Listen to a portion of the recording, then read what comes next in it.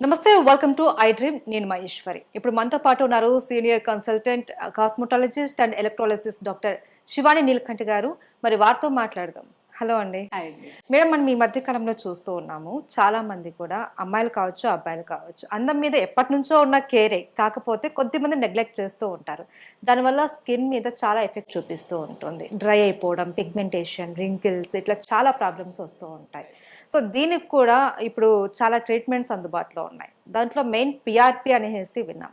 So ఈ PRP treatment ఎలా ఉంటుంది, దాని ప్రాసెస్ ఎలా ఉంటుంది అనేది తెలియజేస్తారా? సో పిఆర్పి అనేది సేమ్ అండి. మనం జిఎఫ్సి ఎలా అంటామో సేమ్ అలాగే పిఆర్పి కూడా. దాని పిఆర్పిని ఎక్కువగా దేనికి యూజ్ చేస్తామంటే స్కిన్ కోసం, అంటే ఫేస్ మీద యూజ్ చేయడం కోసం. ఎందుకు అని అంటే అది కొలాజిన్ ఇంప్రూవ్మెంట్లో చాలా చాలా బాగా యూస్ అవుతుంది. What is collagen again? Collagen ఏంటి అంటే అది ఉండడం వల్ల మన స్కిన్ టైట్నింగ్ ఉంటుంది, అలాగే వ్రింకిల్స్ అనేవి చాలా వరకు తగ్గుతుంది. మనకు after 25 years every year 1% of collagen drop అవుతూ వెళ్తుంది అనమాట. సో అలా డ్రాప్ అవుతున్న దాన్ని మన ఓన్ మన బ్లడ్లో ఉన్న దాని ద్వారానే మనం హీల్ చేస్తున్నాం. PRPs nothing is platelets rich plasma. So దాని ద్వారా మనం కొలాజిన్ ఇంప్రూవ్ చేస్తున్నాం. దాని ద్వారా వ్రింకిల్స్ అండ్ పిగ్మెంటేషన్, ఇంకా సాగి స్కిన్, కొంతమందికి చాలా తొందరగా ఏజ్ అయిపోతుంటారు, సాగి అయిపోతుంటుంది, అలాంటి వాళ్ళకి చాలా బాగా యూస్ అవుతుంది. సో ప్లేట్లెట్స్ అన్నారు కదా, అంటే సేమ్ పర్సన్ ప్లేట్లెట్స్ తోని ఈ ట్రీట్మెంట్ చేస్తారు. వాళ్ళ ఓన్ బ్లడ్ తీసుకొని దాన్ని సెంట్రిఫ్యూజ్ చేసి బ్లడ్ అండ్ ప్లేట్లెట్ సపరేట్ చేసి, ప్లాస్మా సపరేట్ చేసి దాన్ని పేషెంట్ లోకి ఇంజెక్ట్ చేస్తాం అన్నమాట. అంతే. సో దీనివల్ల ఏమైనా సైడ్ ఎఫెక్ట్స్ ఉంటాయా? నథింగ్ అండి. బికాస్ మనం ఏదో డిఫరెంట్ మెథడ్ని తీసుకురా, అంటే వేరే ఏదో ఏలియన్ని తీసుకొచ్చి వీళ్ళకి వేయట్లేదు మనం, వాళ్ళ ఓన్ బ్లడ్లో నుంచి. ఎందుకు అంటే Botox, I don't think so we can call that. So వేరే వేరే ట్రీట్మెంట్స్ ఉన్నాయి, బుటాక్స్ అని వేరే వేరే అన్నీ ఇస్తున్నారు. అదన్నీ ఏంటి అంటే వేరే వేరే మెడిసిన్ని మన బాడీలోకి తీసుకుంటున్నాం. దానివల్ల ఏమైనా సైడ్ ఎఫెక్ట్స్ ఉంటాయి అంటే వీ నెవర్ నో. ఇది ఏంటి అంటే వాళ్ళ సొంత బ్లడ్ని దాన్ని సెంట్రిఫ్యూజ్ చేసి సపరేట్ వాళ్ళ ప్లేట్లెట్స్ రిచ్ ప్లాస్మా తీసుకొని వాళ్ళలోకి ఇంజెక్ట్ చేస్తున్నాము. దాది చాలా 101% ఇట్ ఈస్ అ సేఫ్. దాని ద్వారా ఎలాంటి నష్టం ఖచ్చితంగా ఉండదు. ఇంతకుముందు ఇంటర్వ్యూలో మనం జిఎఫ్సి గురించి మాట్లాడుకున్నప్పుడు బ్లడ్ తీసుకోవడానికి ముందు, ట్రీట్మెంట్కి ముందు కొన్ని జాగ్రత్తలు తీసుకోవాలి అనేసి అన్నారు, అండ్ ఏజ్ లిమిట్ కూడా చెప్పారు. సో దీనికి కూడా సేమ్ అప్లై. ఇది ఇంకా నేను ఇది ఇంకా పిఆర్పి అనేది ఫేస్కి సంబంధించిన పిఆర్పి ఇంకొంచెం టైం తర్వాత, లైక్ 35 years అబౌవ్ 35 years ఉన్న వాళ్ళకు, లేదా 30 years కొంతమందికి very rare condition of patients ఉంటారనమాట. అలాంటి వాళ్ళకి ఐ సజెస్ట్ 30 years నుంచి. దానికి ముందు అయితే ఐ డోంట్ థింక్ సో. ఎందుకంటే అప్పటికి మన కొలాజిన్ లెవెల్స్ ఆ 5 years మెయింటెనెన్స్లో సరిపోతుంది. 25 years నుంచి డ్రాప్ అవుతున్నప్పటికీ ఆ 5 years మెయింటెనెన్స్లో సరిపోతుంది. ఆ తర్వాత డ్రాప్ అయ్యేదానికి మాత్రం ఖచ్చితంగా తీసుకుంటే బెటర్. ఓకే. సో ఇప్పుడు దాని ప్రొసీజర్ ఎలా ఉంటుందో చూద్దాము. ఓకే. సో ఫస్ట్ పేషెంట్ నుంచి బ్లడ్ ఎక్స్ట్రాక్ట్ చేస్తాము. సో దీనికి కూడా ఆల్కహాల్ కానీ సిగరెట్ కానీ తీసుకోవద్దు. ఎప్పుడైనా మనకు ప్లేట్లెట్స్ ప్లాస్మా తీసుకుంటున్నాము అంటే బెటర్. వాళ్ళు ఒక 48 hours 3 days ఎంత ఉండకపోతే అంత మంచిది. ఓకే. సో ఆఫ్టర్ ట్రీట్మెంట్ తర్వాత వాళ్ళ ఇష్టం. అదే డే వెళ్ళి ఆల్కహాల్ తీసుకుంటాం, స్మోక్ చేస్తాం అన్నా కూడా మాకేం ప్రాబ్లం లేదు. But better to don't. Ladies skin separate ఉంటుంది, సెన్సిటివ్ ఉంటుంది కొంతమందికి, జెంట్స్కి ఏమో కొద్దిగా హార్డ్ ఉంటుంది కదా.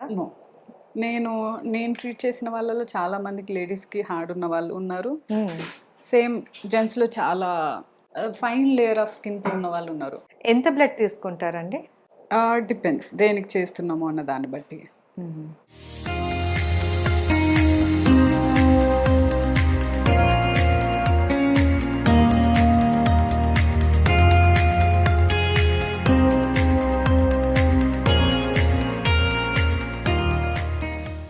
సో పిఆర్పి కూడా మనం టాపికల్ అనెస్థీషియా. సో ఇది ఫేస్ మీద కూడా అప్లై చేసుకోవచ్చు. అయితే డాక్టర్ గారు, ఇప్పుడు హెడ్కి కానీ ఫేస్కి కానీ మనం ఈ టాపికల్ ఇది అనెస్థీషియా ఇస్తున్నాం కదా, తర్వాత ట్రీట్మెంట్ తర్వాత ఈరోజు హెడ్ బాత్ చేసేటప్పుడు కానీ లేకంటే నార్మల్ Yes. బాత్ మనం చేసేటప్పుడు కానీ ఎప్పుడైనా జిఎఫ్సి చేసిన తర్వాత కంపల్సరీ హెడ్ బాత్ అనేది చేయాలి. సో హెడ్ బాత్ చేస్తారు కదా మరి అప్పుడు ఏమన్నా కేర్ తీసుకోవాలా అంటే మనం వాడే షాంపూస్ లో కూడా కెమికల్స్ ఇవి అవి ఉంటాయి అందుకని దానికి సంబంధించిన ఒక షాంపూ చెప్తాము. ఓకే సో అలా ఆ షాంపూనే యూజ్ చేయాలి వీళ్ళు. ట్రీట్మెంట్ అప్పుడు ట్రీట్మెంట్ చేయించుకున్న ఒక 1 వీక్ వరకు. ఓకే అంటే కొంచెం కెమికల్ తక్కువ ఉన్న షాంపూస్ అయితే బెటర్ అని చెప్పి.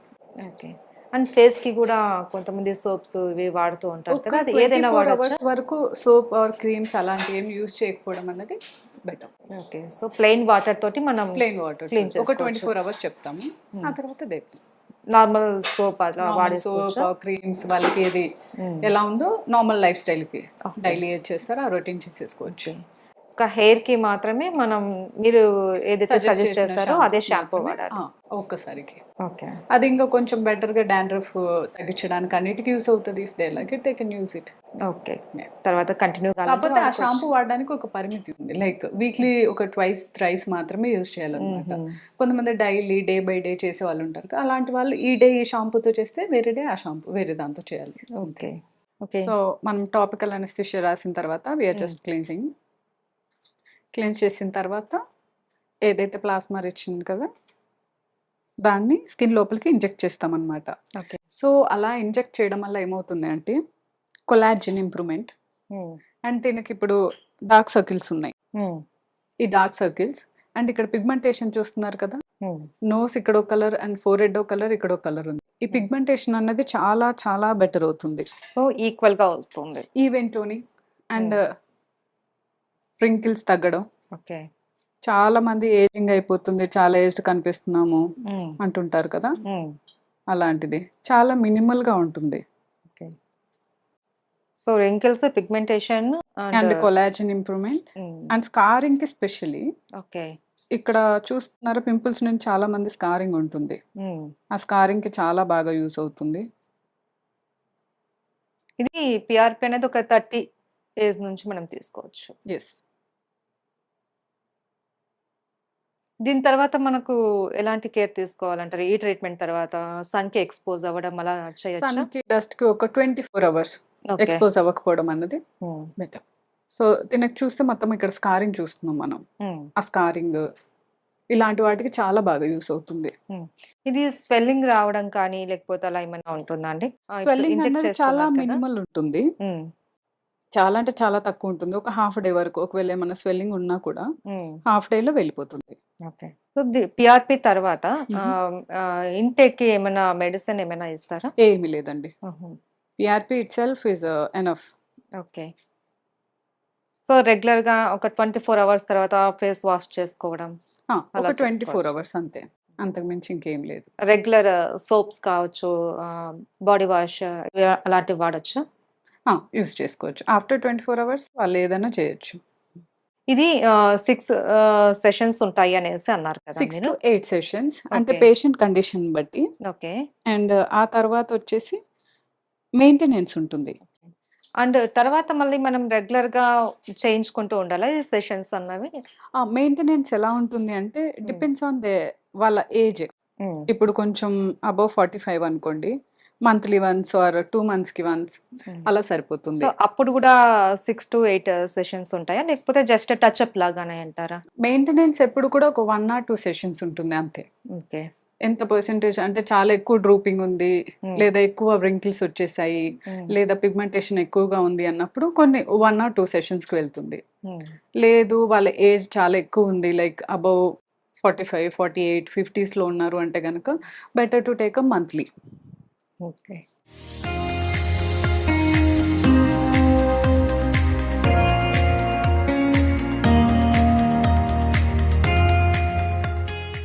శివాని గారు ఇది 30 ఏజ్ నుంచి మనం చేయించుకోవచ్చు అని అంటున్నారు. ఎంత ఏజ్ వరకు చేయించుకోవచ్చు? ఎంత ఏజ్ అయినా పర్వాలేదండి. ఇప్పుడు 80, 60, 90s 70 ఆల్సో నో ప్రాబ్లం. పెద్దవాళ్ళకి కూడా ఇప్పుడు ఇంట్రెస్ట్ ఉంటుంది. అవును. మేము ఇంకా అందంగా కనపడాలి అని. అసలు వయసు అయిందంటే యాక్సెప్ట్ చేయరు చాలా మంది. సో అలాంటి వాళ్ళు కూడా చేయించుకోవచ్చా? 80, హ్యాపీగా 70? చేయించుకోవచ్చండి. ఓకే. కానీ వాళ్ళ బ్లడ్ లెవెల్స్ అన్నవి మినిమం 11 ఉండాలి లేడీస్ మినిమం అయితే. ఎంత ఉందో అంతవరకు ఉంటే సరే 11 ఆర్ 12 బెటర్. డయాబెటిక్స్ ఉంటారు, వాళ్ళకు కూడా ప్రాబ్లం ఏం లేదు, హ్యాపీగా చేపించుకోవచ్చు. ఓకే. ఎనీ హెల్త్ ఇష్యూస్తో ఉన్నా కూడా చేపించుకోవచ్చు. వాళ్ళ ఓన్ ప్లాస్మా కాబట్టి సైడ్ ఎఫెక్ట్స్ కూడా ఏముండవు, హ్యాపీగా హీల్ అయిపోతుంది. జస్ట్ లంచ్ అవర్స్లో ఇట్లా లంచ్ బ్రేక్లో ఇలా హాఫ్ అన్ అవర్లో వచ్చి చేయించుకొని వెళ్ళిపోయేలాగానే ఉంటుంది. శివాని గారు, పిఆర్పి ట్రీట్మెంట్ ఎలా చేస్తారు ఏంటి అన్నది కూడా మాకు చాలా క్లియర్ గా చూపించారు. అన్ని రకాల స్కిన్ ప్రాబ్లమ్స్ కి ఇది చాలా బెస్ట్ ట్రీట్మెంట్ కూడా తెలుస్తుంది. సో దీని తర్వాత కూడా మనము కేర్ తీసుకోవాల్సినంత మెయింటెనెన్స్ అంతా ఏం లేదు. జీరో మెయింటెనెన్స్ అని చెప్పొచ్చండి. ఈ రెండు కూడా పిఆర్పి కానీ జిఎఫ్సి కానీ జీరో మెయింటెనెన్స్. ఒక 24 అవర్స్ వరకు మాత్రం సోప్ కానీ క్రీమ్స్ కానీ సన్ డస్ట్ నుంచి దూరంగా ఉండమని చెప్తాం. ఆఫ్టర్ 24 అవర్స్ నార్మల్ గా వాళ్ళు డైలీ రొటీన్ ఏది ఉందో అది 101% అలాగే చేసుకోవచ్చు. సో దీని తర్వాత మెడికేషన్ కూడా ఏమీ లేదు. ఏమీ లేదు, నథింగ్. ఇంకా వాళ్ళ స్కిన్ ఫ్రెష్ గా ఉంటుంది. అండ్ ఆ రింకిల్స్ ఉంటుంది కదా, ఫైన్ రింకిల్స్ అవన్నీ కూడా కనిపించదు. ఇంకా చాలా యంగ్ గా ఫీల్ అవుతారు, యంగ్ గా కనిపిస్తారు. ఆ గ్లో అంతా కూడా వాళ్ళే వచ్చి చెప్తారు అనమాట. The only one thing is it is not a permanent solution. Okay. So sessions కి అటెండ్ అవుతూ ఉండాలి. Exactly, they have to take a minimal sessions. వాళ్ళ స్కిన్ ది అంటే ఏ స్టేజ్ ఏంటి, ఏ ప్రాబ్లంతో వస్తున్నారో దాన్ని బట్టి సెషన్స్ ఉంటుంది, అవి తీసుకోవాలి. ఆ తర్వాత కూడా మెయింటెనెన్స్ సెషన్స్ అనేది కంపల్సరీ ఉంటుంది. Okay, right. పిఆర్పి ట్రీట్మెంట్ గురించి చాలా క్లియర్ గా తెలియజేశారండి. Thank you so much. Welcome.